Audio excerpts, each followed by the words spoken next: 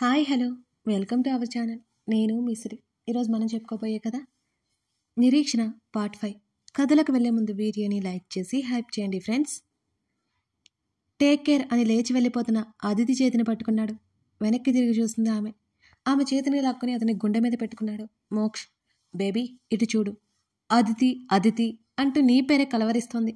చూసిన వెంటనే నాకు ఒక అమ్మాయి నచ్చింది. ఆమెతో జీవితం కనిపిస్తోంది. ఇదంతా నాకే నమ్మకం కలగలేదు, కానీ ఇదే నిజం. ఆమె లేకుండా నా జీవితం ఊహించుకోవడం కష్టంగా ఉంది అని అదితి కళ్ళల్లోకి చూస్తూ చెప్పాడు మోక్ష్. అతని చూపులు మాయలో చిక్కుని వెంటనే మొహం తిప్పుకుంది. లవ్ యూ బేబీ అని ఆమె చేతిని నుదురికి ఆనించుకున్నాడు మోక్ష్. మాటలు రాలేదో అదితికి. మోక్ష చేతిని సున్నితంగా విడిపించుకొని అక్కడి నుంచి బయటికి వచ్చేసింది. బయట రోజీ కనిపించింది అదితికి. అప్పుడే వచ్చేసావేంటి ఆంటీ, జ్యూస్ పంపించారు తీసుకో అని అంది రోజీ. వద్దు రోజీ, నానమ్మ కాల్ చేసింది, త్వరగా వెళ్ళాలి అని అబద్ధం చెప్పేసింది అదితి. సరే ఆగు, నేను మోక్షకి చెప్పేసి వస్తాను అని అంది రోజీ. ఆల్రెడీ చెప్పాను పదా. రోజీ చేతిని పట్టుకుని బయటకు వచ్చింది అదితి. కాస్త దూరం వెళ్ళాక, రోజీ నీకు మోక్ష్ వాళ్ళ అమ్మగారు ఎలా తెలుసు అని అడిగింది అదితి. మా ఇల్లు దగ్గరే కదా అదితి. అంతేకాకుండా ఆంటీ వాళ్ళు మేము ఎన్నో ఫంక్షన్లో కలుసుకున్నాం, అలా తెలుసు అని బదిలిచ్చింది రోజీ. ఓ, మౌనంగా ఉండిపోయింది అదితి. ఉదయాన్నే మ్యూజిక్ క్లాస్కి వెళ్ళడం, మధ్యాహ్నం ఇంటికి రావడం, ఆ తర్వాత వాళ్ళ తాతయ్యతో కూర్చొని బిజినెస్లో మెలకువలు నేర్చుకోవడం, ఇదే అదితి దినచర్య అయిపోయింది. అదితి, నీకోసం ఒక సంబంధం చూశాను తల్లి అని అన్నాడు విశ్వనాథ్. అదితి, మాట్లాడవేం అని అడిగింది శకుంతల. మీ ఇష్టం తాతయ్య, కానీ అమ్మ నాన్న గురించి కూడా తెలియాలి.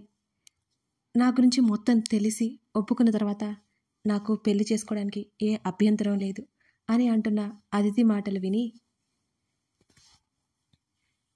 మీ అమ్మ నాన్న చేసిన ఘనకార్యం ఏ విధంగా చెప్పాలి తల్లి అని అడిగాడు విశ్వనాథ్. నానమ్మ, తాతయ్య వాళ్ళు చేసింది తప్పేమీ కాదు. కలిసి బ్రతకలేకపోయారు, అందుకే విడిపోయారు. అందులో తప్పేముంది? నా కోసం వచ్చిన సంబంధం వారికి ఖచ్చితంగా ఈ విషయాలు తెలియాలి తాతయ్య. ఇలా జరిగిందని చెప్పండి. నాకు మీరు తప్ప ఇంకెవరూ లేరు అనే విషయం అని అక్కడి నుంచి గదిలోకి వెళ్ళిపోయింది అదితి. ఏంటండి ఇలా ఉంటుంది? ఈ విషయం తెలిసి అసలు ఎవరు ముందుకొస్తారు? కొడుకు కోడలు చేసిన దానికి నా చిట్టి తల్లి అవమానపడాల్సి వస్తుంది. చుట్టుపక్కల వాళ్ళు సూటిపోటి మాటలు భరించాల్సి వస్తుంది అనే కదా ఇంత దూరం తీసుకొచ్చాం.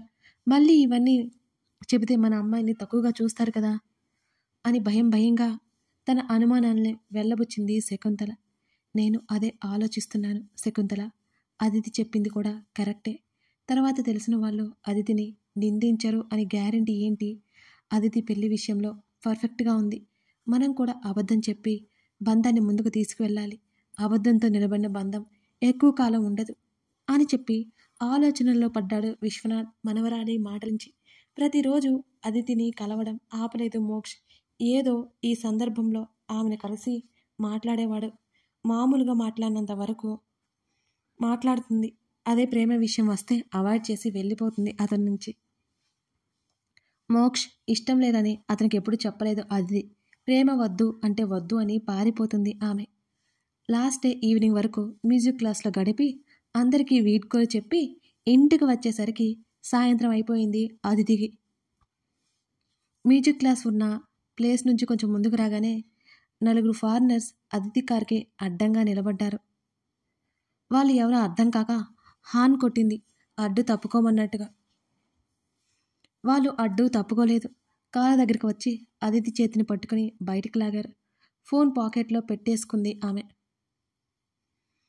ఈ అమ్మాయి చాలా అందంగా ఉంది, ఈరోజు నాకే కావాలి అని ఆంగ్లంలో మాట్లాడాడు ఒక వ్యక్తి. వాళ్ళ మాటలు విని భయపడిపోయింది అదితి. ఎవరు మీరు? నన్ను ఎక్కడికి తీసుకువెళ్తున్నారు? హెల్ప్ హెల్ప్ అని చుట్టూ చూస్తూ అరిచింది. కొంతమంది జనం ఉన్నా ఎవరూ పట్టించుకోలేరు. మరికొందరైతే ఆ నలుగురిని చూసి పారిపోయారు. వాళ్ళు అదితిని భుజాన వేసుకుని తీసుకెళ్ళిపోయారు. అదితి మాట్లాడకుండా నోటికి ప్లాస్టర్ వేసేశారు. అదితి మిస్ అయ్యి 3 గంటలైంది. విశ్వనాథ్, శకుంతల భయపడిపోయారు. ఆయన పలుకుబడితో పోలీసులకు కంప్లైంట్ ఇచ్చి వెతకమని చెప్పారు. ఈ విషయం బయటికి రాకూడదని కూడా గట్టిగా చెప్పాడు విశ్వనాథ్. అంతేకాకుండా ఆయన మనుషులతో అదితిని అతను వెతికించే పనిలో పడ్డాడు. శకుంతలకైతే కన్నీ లాగట్లేదు. టీవీలలో పేపర్లో చూస్తున్నట్టు ఈరోజు ఆమె మనవరాలు కూడా మిస్ అయిపోయింది. ఎవరు తీసుకువెళ్లారో, ఎందుకు తీసుకువెళ్లారో కూడా తెలియడం లేదు. ఆ రాక్షసులు తన బంగారు తల్లిని ఏం చేస్తారో అని భయపడిపోయింది శకుంతల. హే రోజీ, నీ ఫ్రెండ్ ఎక్కడా కనిపించడం లేదు అని అడిగాడు మోక్ష్. మోక్ష్, నీతో ఒక ముఖ్యమైన విషయం చెప్పాలి అని విలియమ్స్, నువ్వు కూడా ఎవరు తానకని అతని చేతిని పట్టుకొని కాఫీ షాప్కి తీసుకెళ్ళింది రోజీ. ఏంటి, ఒకవేళ నీ ఫ్రెండ్ తను ప్రేమిస్తున్నట్టు నిజం చెప్పిందా ఏంటి అని నవ్వాడు మోక్ష్. అదితి మిస్ అయింది అని ఏడుస్తూ చెప్పింది రోజీ. వాట్? మోక్ష్ గట్టిగా అరిచాడు. అవును అంటూ మొత్తం వివరంగా చెప్పింది రోజీ. వెంటనే రోజీ దగ్గరికి అదితి తాతయ్య విశ్వనాథ్ నంబర్ తీసుకొని ఆయనకి కాల్ చేశాడు మోక్ష్. ఎవరు అని అడిగాడు విశ్వనాథ్. నేను అదితి ఫ్రెండ్ని సార్, నా పేరు మోక్ష్. అదితి గురించి చిన్న క్లూ అయినా ఉందా అని అడిగాడు మోక్ష్. ఎవరో తెలియని ఆ అబ్బాయి మీద అంత నమ్మకం చూపించలేక ఏం వివరాలు తెలియలేదు అని అన్నాడు విశ్వనాథ్. సార్ ప్లీజ్, చిన్న క్లూ అయినా ఉంటే నాకు చెప్పండి, నేను తన్ని వెతుకుతున్నాను అని రిక్వెస్ట్ చేశాడు మోక్ష్. కొన్ని క్షణాలు ఆలోచించిన తర్వాత ఒక బ్రిడ్జి పేరు చెప్పి అదితి ఫోన్ పడి ఉంది, ఇంకేం తెలియలేదన్నట్టు చెప్పి కాల్ కట్ చేశాడు. అప్పటికే రాత్రి అయిపోయింది. వెంటనే బైక్ స్టార్ట్ చేశాడు మోక్ష్. ఎక్కడికి మోక్ష్? వెనుక విలియమ్స్ పిలుస్తుంటే పలకలేదు. మోక్ష్ బైక్ చీకట్లో కనుమరుగైపోయింది. విశ్వనాథ్ చెప్పిన బ్రిడ్జి దగ్గరికి వెళ్ళాడు మోక్ష్.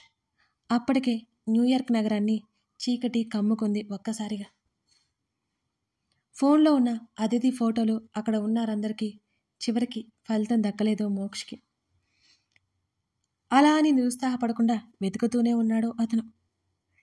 బ్రిడ్జి దిగువన పిల్లల గుంపు ఉంటే దగ్గరికి వెళ్ళి అతిథి ఫోటో ఒక్కొక్కరికి చూపించి అడిగాడు మోక్ష్.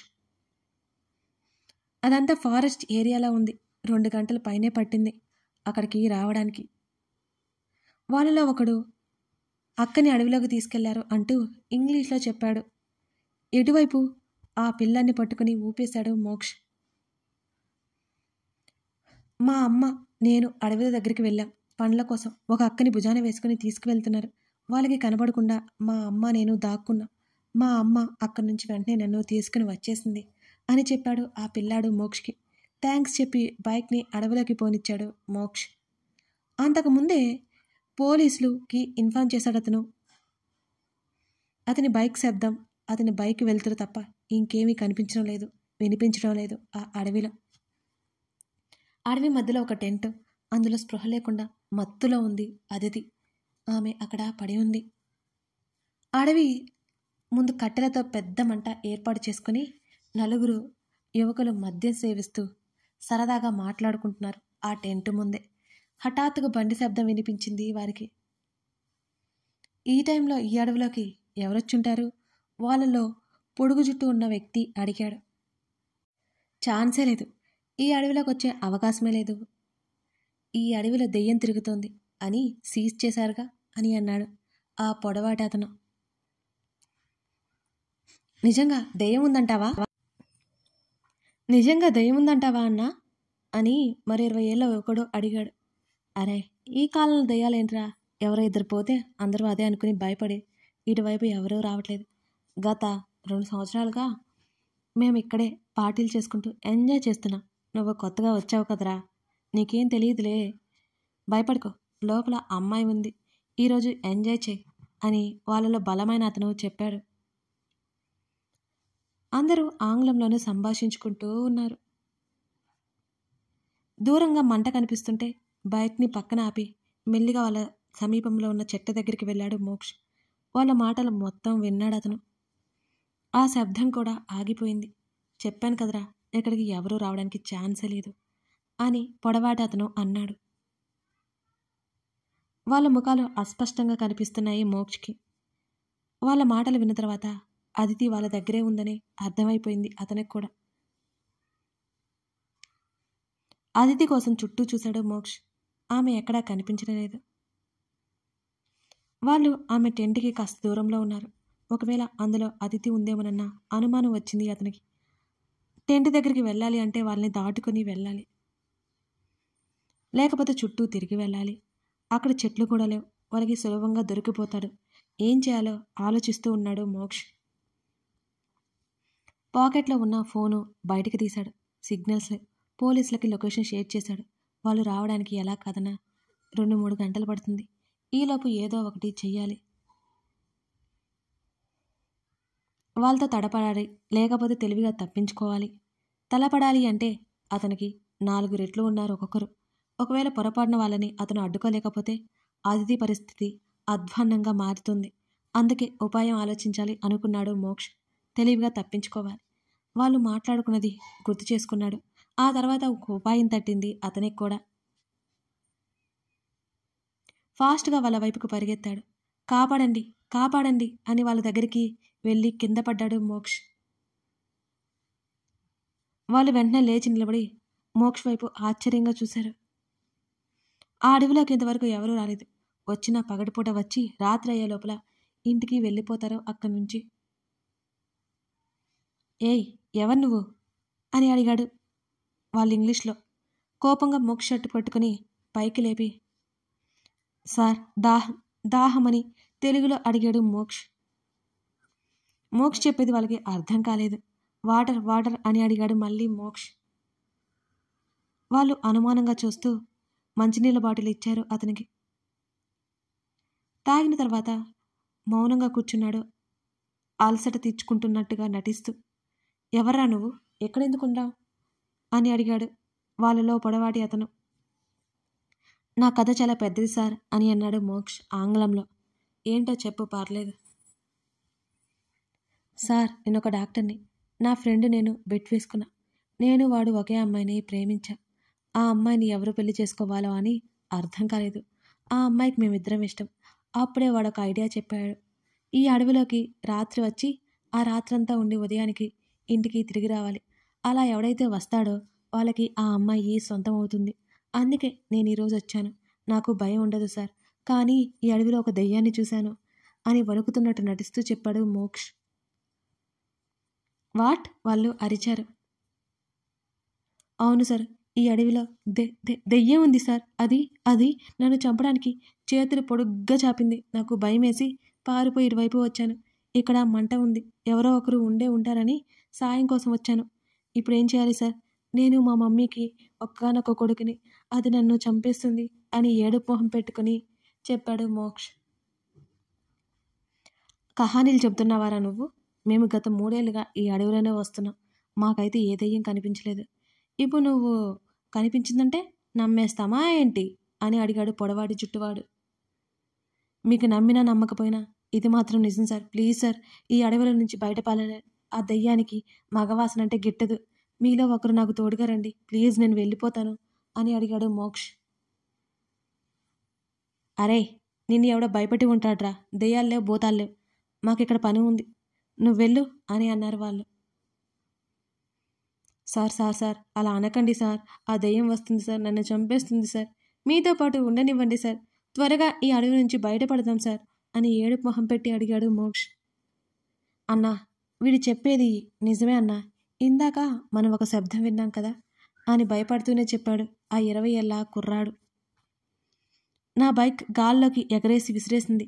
అదే ఆ శబ్దమే సార్. మనం వెళ్ళిపోదాం సార్ అని అన్నాడు మోక్ష్. అరే, మేము నమ్మం. ఆ శబ్దం ఎక్కడో చెప్పు, అక్కడేమీ లేదని నిరూపిస్తాం అని అన్నాడు పొడవాడివాడు. సడన్గా ఒక పెద్ద శబ్దం వచ్చింది. అందరూ ఒక్కసారిగా ఉలిక్కిపడ్డారు. ఆకాశంలో మెరుపు మెరిసినట్లు కనిపించింది అందరికీ. ముఖముఖాలు చూసుకున్నారు అంతా. అన్నా, నేను చెబుతుంటే మీరు నమ్మట్లేదు కదూ. మనం వీడితో పాటు వెళ్ళిపోదామన్నా ఆ 20 ఏళ్ల కుర్రాడు అడిగాడు భయపడుతూ. జోసెఫ్, నువ్వాగు. రేయ్ రాబర్ట్, చూద్దాం పదా అని ఆ బలమైన వాడు పొడిగాటివాడు ఇద్దరూ బయలుదేరారు. బైక్కి మంట అంటించి వచ్చాడు మోక్ష్. అదే మెల్లిగా కాలుతూ పెద్ద శబ్దం చేస్తూ ఇప్పటికీ తగలేడి పేలిపోయింది. పొడవాటి జుట్టువాడు కూడా కొంచెం ముందుకు వెళ్ళాడు. అదే అదే అదునుగా ఆ 20 ఏళ్ల కుర్రాన్ని వెనక నుంచి పట్టుకుని మెడ విరిచేశాడు. సౌండ్ రాకుండా నోటికి చెయ్యి అడ్డు పెట్టాడు మోక్ష్. అన్నా అని గట్టిగా అరిచాడు మోక్ష్. ఏంటి? కానీ వెనక్కి వచ్చి విసుగ్గా అడిగాడు పొడవాడి జుట్టువాడు. నాకు భయంగా ఉందన్నా, ఇటు ఇటు చూడు, నీ ఫ్రెండ్ ఎలా పడిపోయాడు అని అడిగాడు మోక్ష్ భయపడుతున్నట్టు నటిస్తూ. ఆ పొడవాటి జుట్టువాడు కూడా షాక్ అయిపోతూ చూశాడు ఆ పడ్డ వ్యక్తి వైపు. అన్నా, మిగతా వాళ్ళని పిలుచుకురా అన్నా, వెళ్ళిపోదామన్నా అని ఆ పొడవాటి జుట్టువాడితో అన్నాడు మోక్ష్. కింద పడిన జోసెఫ్ని చూడగానే అతనిలో కూడా బెలుకు కదిలి మిగతా వాళ్ళ కోసం పరిగెత్తాడు.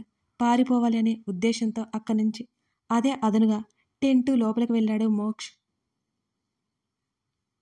స్పృహలో లేకుండా పడి ఉన్న అదితి కనిపించింది అతనికి.